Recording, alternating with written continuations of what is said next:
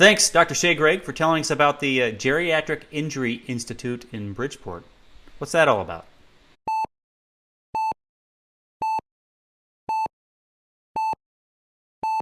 Sure.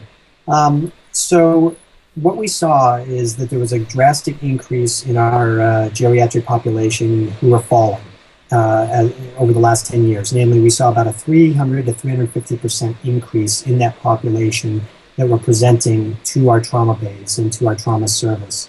Um, uh, with that being said, we were thinking of innovative ways to being able to treat this patient population.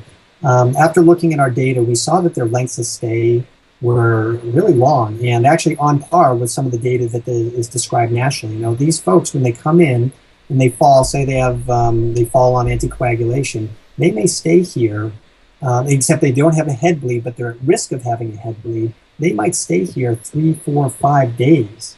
And the reason for that is because of, their physical abilities are actually really impaired. They have some degree of disability, etc. So when looking at that population and really drilling down to how we can potentially get them through the hospital setting and take care of them outside the hospital setting, we came up with this concept of the Geriatric Injury Institute. And what that really is we developed a mission and a charter, and it's really our goal is to use the trauma model, the American College of Surgeons trauma model, where you use prevention, pre-hospital care, in-hospital care, and seamless transition to reintegration into society. And you take that model, but really build it for those who are over the age of 65. So in the prevention side of things, you do things like you build fall prevention programs and you make them easily available to those who are out in the community. You start with the primary care docs. They do their fall assessments and then they get referrals into these fall prevention programs. You get transportation for these folks. You try to keep them out of the hospital. Pre-hospital care is also evolving where this concept of community paramedicine can go into the homes of people, do home safety evaluations, fix rugs, recommend updates to homes, reduce clutter, do basic vital signs, get the EMS providers into the homes to potentially reduce falls and do things in the community that could potentially keep patients out of the hospital.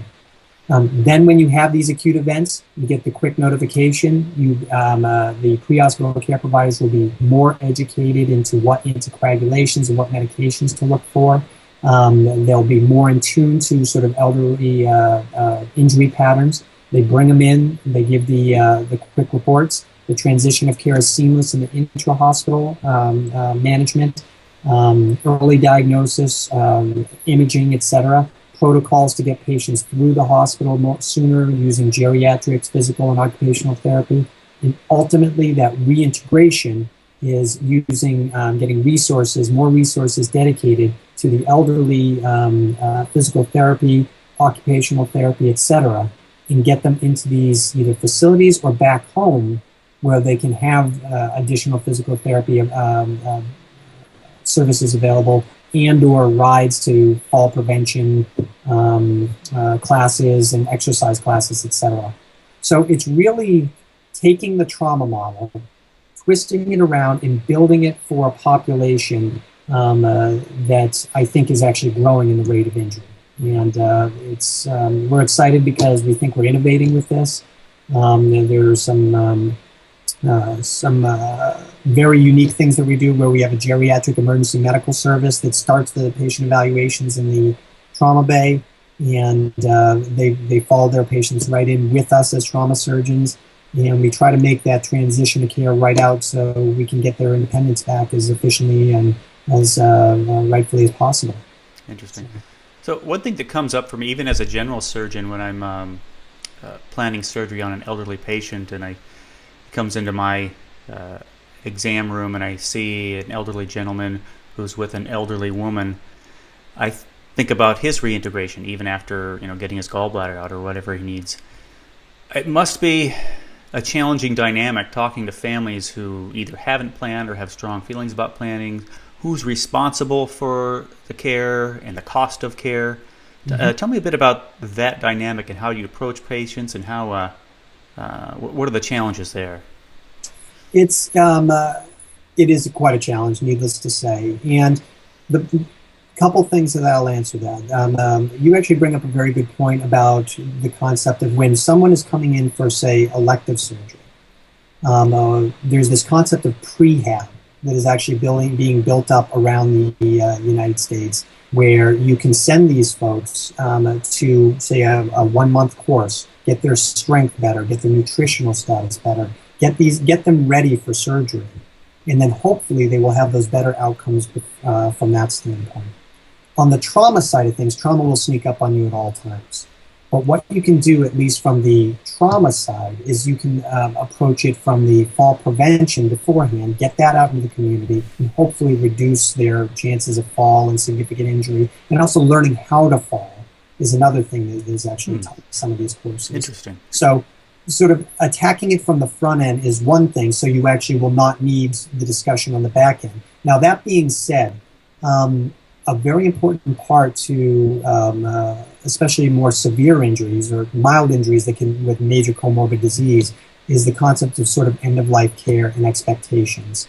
And we have a very good collaboration with a palliative care service. And palliative care doesn't necessarily mean, okay, this is end-of-life care, this is where we're going to go with this, in this hospitalization. Palliative care is actually, it's a support network that can help people plan over the long term, some of their set expectations for care needs, etc. Where they can go out into the community and either in the nursing facility and then eventually at home, where they can have those discussions of either finance, long-term care, etc., and have the support that starts at the hospital after their sort of event. So you have your primary prevention that we work on the front end, and then the secondary prevention where such relationships with palliative care can help them on the back end as well.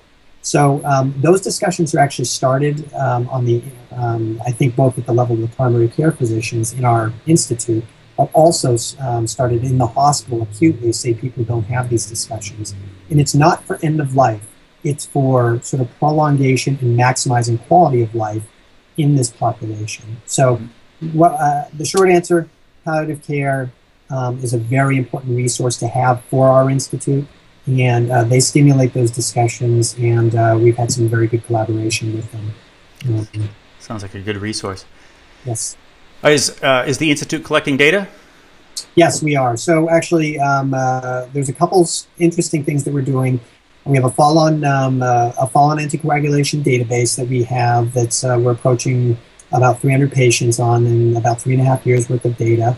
And they have to meet, obviously, set criteria, so we hope to be publishing from that. And the beauty of that database is it actually has not only the basic demographic things that you might find in a standard study, but it also is a collaborative effort with the physical therapists as well. So we have their functional data as well. So we will not only be able to evaluate, we do an intervention, length of stay, etc., but we know we'll be able to look at their functional status and really sort of drill down to what the limitations are, which will lead to patients who have fallen, especially if they're on anticoagulation. So that's one database we're running right now.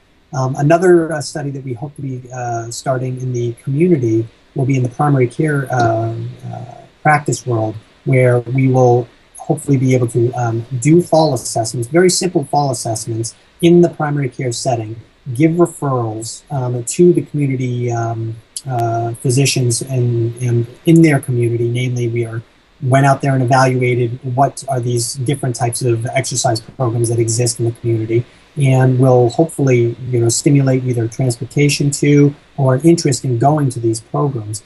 Because a lot of community care physicians, they will do their fall assessments that Medicare say or whatever for documentation, but the resources and the loop closure is not necessarily being followed up. So we hope to, through this study, namely with repeat phone calls, etc., we'll get some of these people to the who are at risk for falling, and get people to these individual exercise programs, etc., to hopefully reduce the overall risk of falling. That's the beauty of the Institute, where we can actually work on such things and build them into our community. Yeah, it's an interesting idea. So what else do you want people to know about the Institute? It's we continue to build it, and it's imperative not only you can. This is sort of I guess a leadership thing. You can go and come up with an idea, and you can run with it.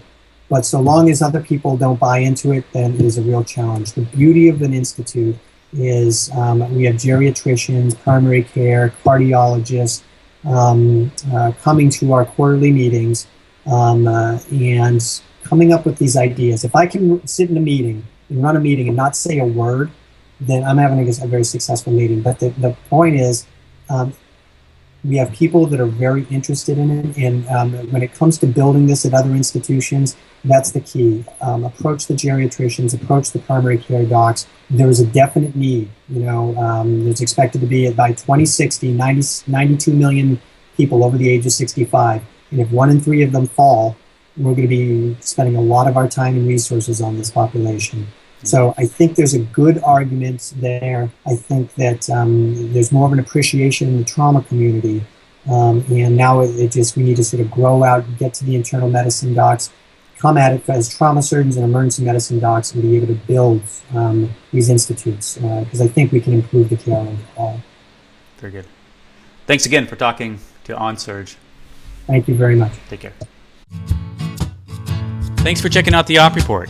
Help us keep conversations alive on topics in general surgery. Check out more episodes of the Op Report and other OnSurge content here at YouTube. Find us at Facebook, follow us on Twitter, and find our homepage at onsurge.com. Join the conversation and tell us what topics you'd like to hear about and what people you'd like to hear from.